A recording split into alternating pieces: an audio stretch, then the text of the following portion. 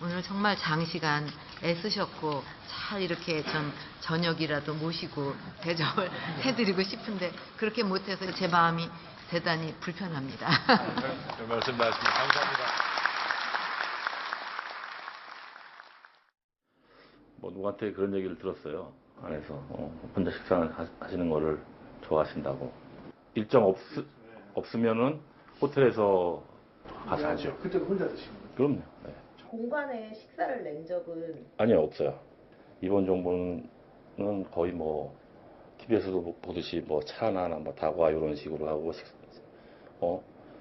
그리고 식사는 항상 관제해서 하시고. 여태까지 뭐 음식이 뭐 어떻다 이런 말씀을 하신 적은 한 번도 없어요. 예, 그래서 뭐 요리사로서는 되게 고마운 일이죠. 좀 특별한 음식을 해드리면 정말 뭐 참 고맙습니다라든지 뭐 누굴 통해서 전달을 받고. 좋다, 좋아. 오랜만에 매콤하게 끓여봤습니다.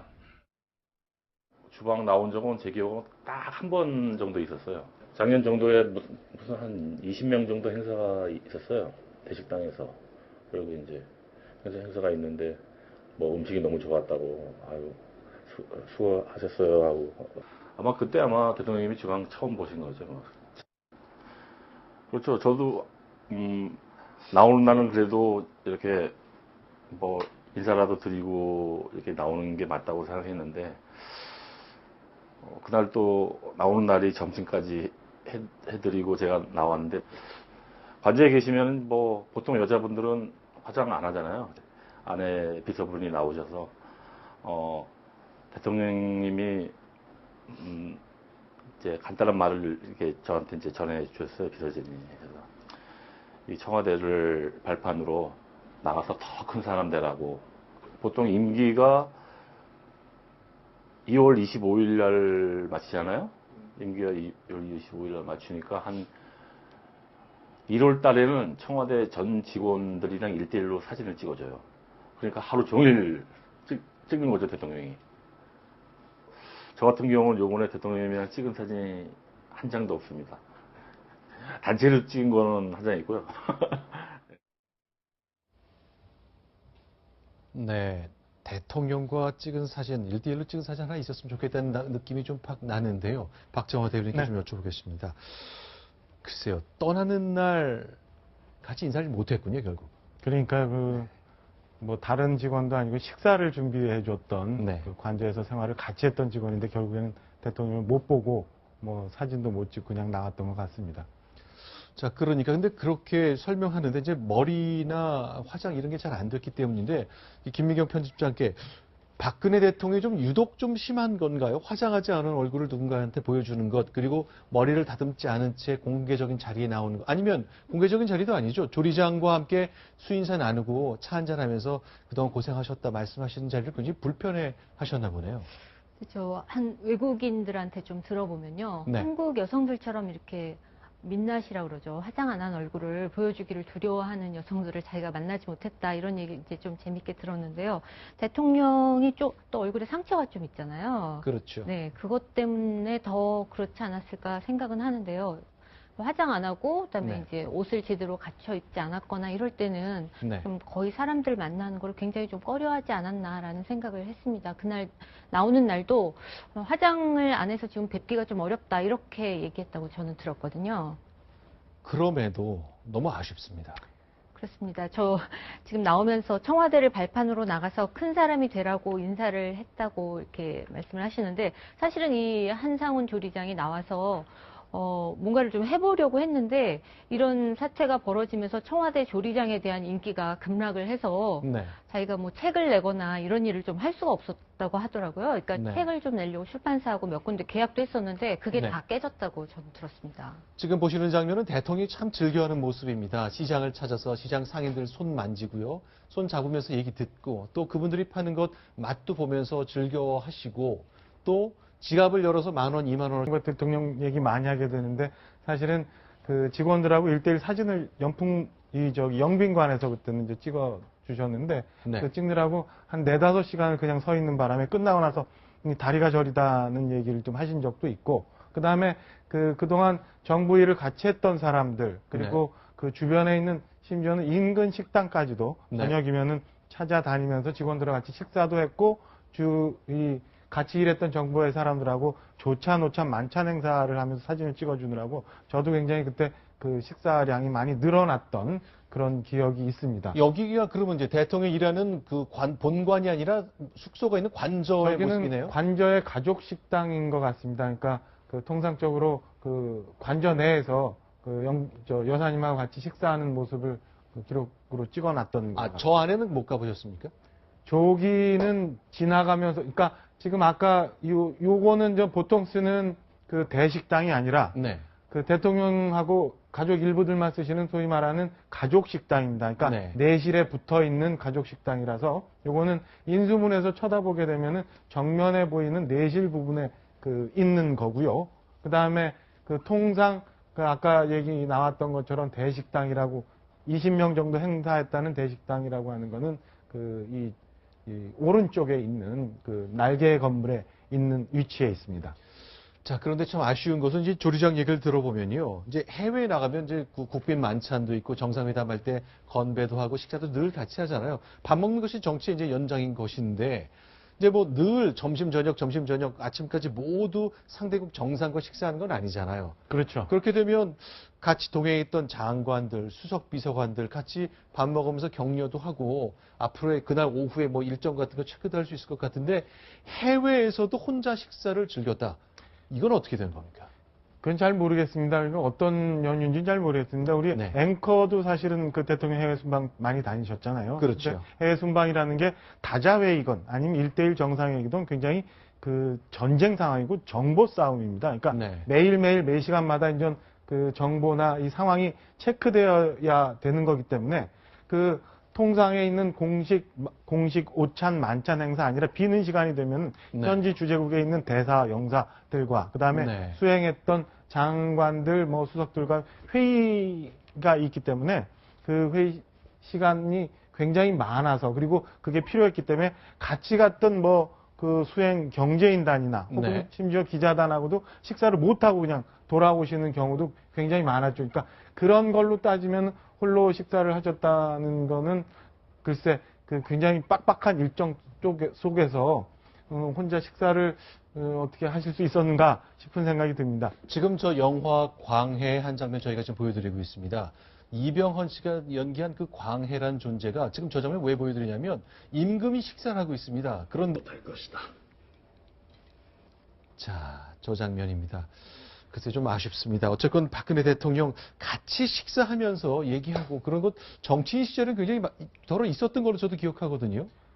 굉장히 네. 소개된 경우도 있고 그런데 오히려 정작 소통이 많이 있어야 되고 그다음에 시중의 여론을 많이 들어야 되는 상황, 이 대통령이란 자리에 가시고 난 다음에 오히려 그런 게 많이 줄었고 특히나 순방 가서도 혼자 식사를 하실 정도였다는 게 충격적인 사실입니다. 이건 어떻습니까? 이제 한상훈 조리장 얘기는 이제 주방이 자기가 일하는 공간이니까 대통령께서 가끔 들러서 설거지 잘하고 있어 내지는 어제 국 맛있어서 이렇게 격려해 주는 것 기대했을 것 같은데 한번 방문하긴 했다고 얘기하는 거죠? 네, 아까 얘기를 들어보면 한 번 방문을 이제 했다 이렇게 얘기를 하는데, 근데 저 일하는 사람으로 보면 사실 아침 식사도 거의 차린 적이 없다고 그랬으니까 일하는 네. 입장에서 보면 어떻게 보면 좀 편할 수도 있었지 않았을까. 네. 또 점심하고 저녁도 항상 1인분만 하면 되니까 좀 힘든 일은 좀 덜 하지 않았을까 싶네요. 그러니까 일요일 날 최순실 씨 일행한테 밥 해주는 거 외에는 네. 사실 일 자체는 굉장히 좀 적었던 편이죠. 네.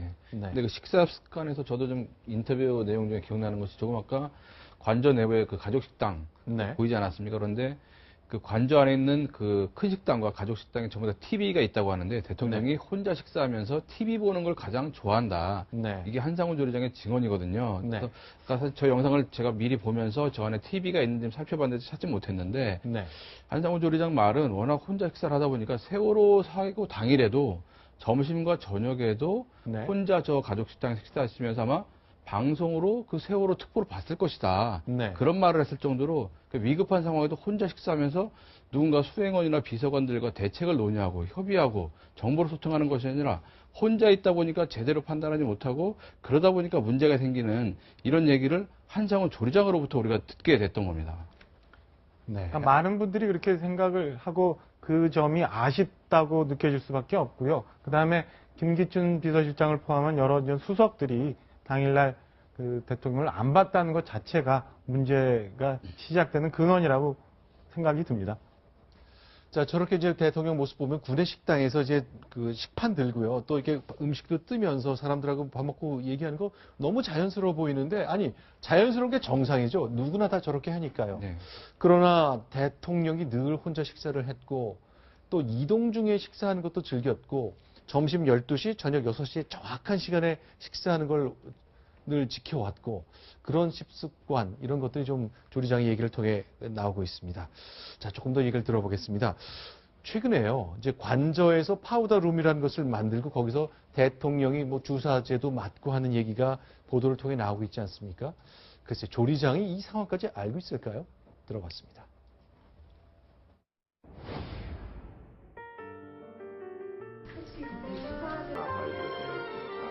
주치는 자주 뭐 들어오는 게 아니라 가끔씩 들어오는 건 모르겠어요. 시간대였을 거예요.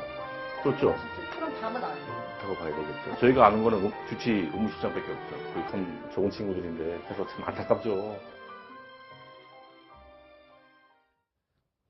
네, 주사제 관련해서 이제 조리장 입장에서 잘 알 수 없었다는 얘기를 했습니다만, 이제 김민경 편집장, 이제 네. 여성동화 책을 쭉 잡지를 만드시니까 주요 이제 독자들이 주부님들이시잖아요. 네, 그렇습니다. 어떤가요? 이번 이 최순실 게이트라는 것이 입시라는 이화여대 부정 입학이라는 온 국민의 관심사도 건드렸고, 또 남성 여성 구분할 것 없이 항노화, 주사, 미용 뭐 이런 것 많은 분들이 관심 가지시는데 이런 것들이 다 담겨 있단 말이죠. 독자분들, 여성동화의 독자분들은 어떻게 보세요? 여성동화 독자들뿐만 아니라 많은 여성들이 이런 네. 주사 한번 맞아봤으면 좋겠다. 그리고 맞으면 정말로 이렇게 예뻐지나. 그리고 실제로 그 대통령 사진을 보면 최근에 굉장히 피부도 좋아지고 뭐 이랬던 과정들이 있었기 때문에 다들 좀 부러워하는 상황일 겁니다, 아마. 근데 워낙 이제 비용이라든지 이런 게 고가로 시술이 되는 거기 때문에 뭐 일반 여성들이 쉽게 이렇게 접근할 수는 없을 겁니다. 그런데요. 주름을 줄이고 싶은 것, 또 젊게 보이고 싶은 것 누구나 다 갖고 있는 욕망이 있습니다만 대한민국의 대통령이 나란 일을 위해서 국민들의 안위를 위해서 걱정하느라 주름이 늘었다. 이거 너무 자연스러운 거 아닙니까? 그걸 굳이 대통령이 그걸 다 펴야 됩니까? 글쎄요, 뭐, 그건 잘 모르겠습니다만, 저는 오늘 그 전체적으로 이게 조리장 얘기를 들으면서 네. 그래도 몇 가지는 그 확인이 되는 부분이 있는 것 같아요. 그러니까 여러 의혹들이 많지만 사실은 점심 식사 하셨다. 그 다음에 그 약물이라는 거는 나오기 전까지는 전혀 몰랐다. 뭐 이런 네. 얘기들이 오히려 그 말을 청와대에서 얘기를 안 하니까 많이 부풀어졌던 의혹들에 대해서 일부 그렇지 않다라는 단서들이 될 수 있는 얘기거든요. 그러니까 네. 이제는 청와대가 좀 자신 있게 그다음에 그동안 우리 좀 국민들 마음 아프게 했던 부분들 좀 해소하는 차원에서라도 그때 상황을 좀 얘기를 해주면 오히려 그 의혹들이 좀 잦아들 수 있지 않나 이런 생각을 좀 하면서 관계됐던 분들이 이제는 좀 말씀을 좀 해주셨으면 하는 생각이 좀 듭니다. 네. 저는 사실 그 한상훈 조리장 그 인터뷰 취재를 하면서 느꼈던 점은 네.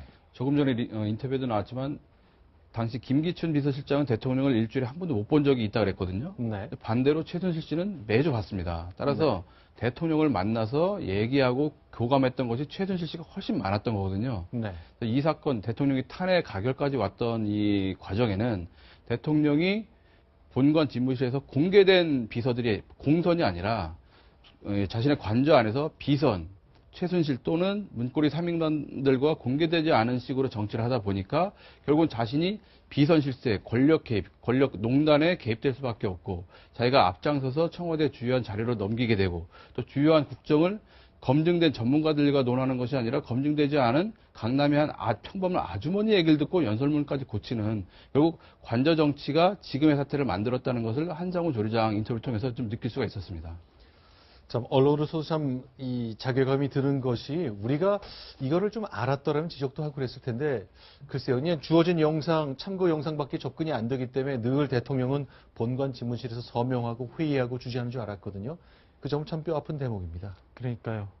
아쉬운 대목이고 사실은 그 초기부터 소통 얘기를 하면서 대통령이 이제 그 수석회의나 국무회의를 직접 주재하지 않는 횟수가 많다는 거에 대해서 여러분들이 말씀을 했는데 그때 우리가 좀 더 깊게 얘기를 했으면 좀 달라졌을 수도 있었는데라는 아쉬움이 남습니다. 자, 다시 이제 한상훈 전 조리장 얘기로 돌아오겠습니다. 참 어려운 결심한 겁니다.